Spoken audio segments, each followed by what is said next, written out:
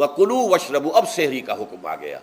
وَكُلُوا وَاشْرَبُوا حَتَّى يَتَبَيَّنَ لَكُمُ الْخَيْطُ الْأَبْيَضُ مِنَ الْخَيْطِ الْأَسْوَدِ مِنَ الْفَجْرِ، اور کھاتے رہو اور پیتے رہو یہاں تک کہ تمہارے لیے فجر کے وقت کے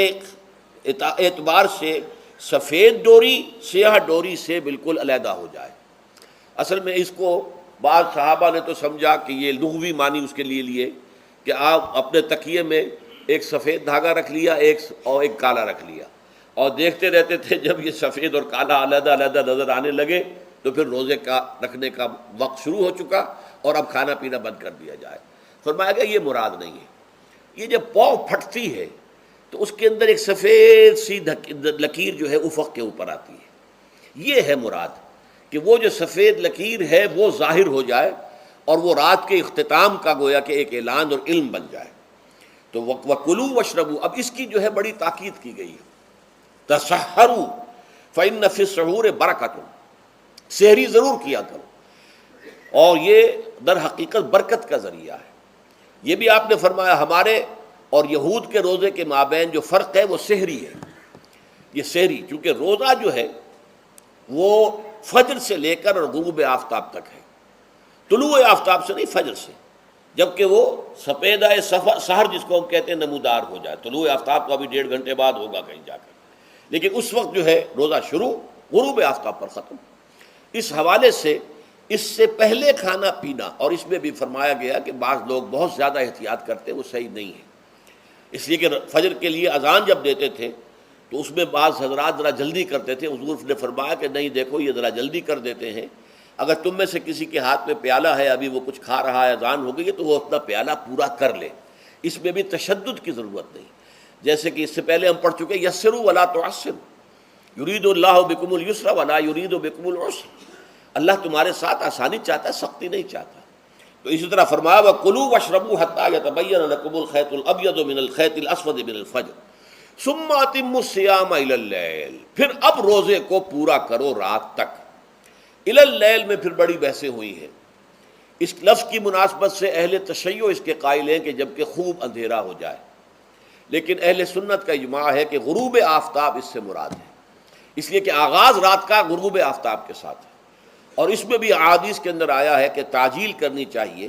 بعض لوگ وہی جو میں نے عرض کیا کہ تقویٰ کے تحت جو ہے جیسے کہ سفر میں بھی روزے رکھتے ہیں یا 104 بخار کے درجے میں بھی وہ روزہ قضا کرنے کو تیار نہیں ہوتے، ایسے ہی وہ تاخیر کرتے ہیں اپنے تقوی کے حساب سے، کہیں ایسا نہ ہو، کوئی غلطی نہ ہو جائے، کہیں یہ نہ ہو جائے، کہیں وہ نہ ہو جائے، تو پھر اس کے اندر وہ افطار میں، تو آپ نے فرمایا کہ قوم جو ہے اسی وقت صحیح رہے گی جب کہ وہ افطار میں عجلت سے کام لے، یعنی سحری کے اندر بہت زیادہ جلدی کرنے کی ضرورت نہیں، اگر اذان ہو رہی ہے اس کے دوران بھی اگر کچھ کھا پی رہے ہو تو کھا پی لو، مکمل کر لو۔ اسی طریقے سے افطار کے اندر جو ہے وہ تاخیر کرنے کی ضرورت نہیں، سورج کے غروب کے ساتھ افطار کر لو۔ وَلَا تُبَاشِرُوهُنَّ وَأَنْتُمْ عَاكِفُونَ فِي الْمَسَاجِدِ، ہاں اپنی بیویوں سے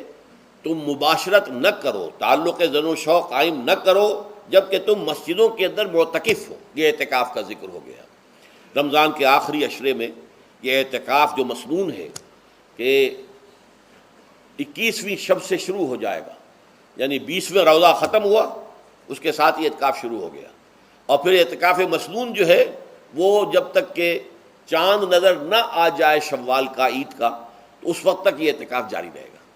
یہ ہے مسنون اعتکاف۔ اس کی کیا حکمت ہے وہ میں بعد میں عرض کروں گا۔ تو یہ حکمت جو ہے اس کے حوالے سے گفتگو بعد میں ہو جائے گی، لیکن یہاں یہ بتا دیا گیا کہ یہ جو رمضان کی 20 راتوں میں اجازت دی گئی ہے اپنی بیویوں کے ساتھ ہم بستری کی، وہ اس معتکف کے لیے نہیں ہے۔ جو مسجد میں معتکف ہے تو ہاں اس کی اہلیہ آ سکتی ہے وہاں ملاقات کے لیے، کسی مشورہ کوئی کرنا ہے بہت ضروری ہے،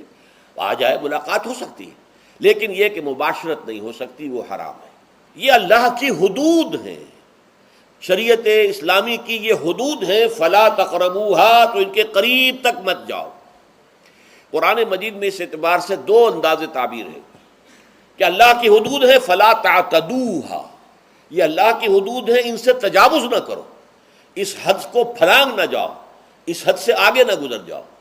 یہاں ہے تقربوها، اللہ تعالیٰ کی حدود کے قریب تک نہ جاؤ۔ اس کی وجہ ایک حدیث میں بیان کر دی گئی ہے کہ جیسے ہر بادشاہ کی ایک چراگاہ ہوتی ہے، وہ صرف شاہی جو بھی ہیں جانور ہیں ان کے، یا گھوڑے ہیں یا کوئی اور ہیں، ان کے چرنے کے لیے ہے، وہاں پہ کوئی رعایت کا کوئی آدمی اپنی بھیڑ بکریاں وغیرہ نہیں لے جا سکتا۔ وہ حما کہلاتا تھا کہ یہ شاہ کے لیے مخصوص ہے، لکل ملک حمن وحم اللہ محارمہ، اللہ بھی بادشاہ ہے کائنات کا، ارض و سما کا، اس نے بھی جن چیزوں کو حرام کر دیا ہے وہ حما ہے، اس میں داخل نہیں ہونا تمہیں۔ تو فرمایا کہ جو چرواہا اپنی بھیڑوں کو بالکل اس کی آخری حد تک لے جائے گا تو اندیشہ ہے کہ کوئی بھیڑ کوئی بکری چھلانگ لگائے اور اس چراگاہ میں داخل ہو جائے۔ اس لیے کیپ ایٹ اے ڈسٹینس، ایک فاصلے پر رہو۔ احتیاط کا تقاضا یہ ہے کہ اس آخری حد کے قریب نہ جاؤ، فلا تقربوہا، اس کے قریب نہ جاؤ۔ ان حدود کی تو سختی کے ساتھ پابندی کرنی ہے۔ ان کے لیے یہ ہے کہ ان کو نہ صرف یہ کہ ان سے تجاوز نہیں کرنا، بلکہ ان سے ذرا کچھ فاصلے ہی پر اپنے آپ کو رکھنا ہے۔ کذالک یبین اللہ آیاتہ للناس، اسی طریقے سے اللہ تعالیٰ واضح کرتا ہے اپنی آیات کو لوگوں کے لیے، وَلَعَلَّهُمْ يَتَّقُونَ، اور تاکہ وہ پھر تقویٰ کریں، بچیں۔ جب احکام معلوم ہو گئے اب بچنا آسان ہے، جب احکام معلوم نہیں تو اندیشہ ہے کہ کہیں کسی حرام کے اندر جو ہے وہ ملوث ہو جائے۔ جیسے کہ ایک حدیث میں آتا ہے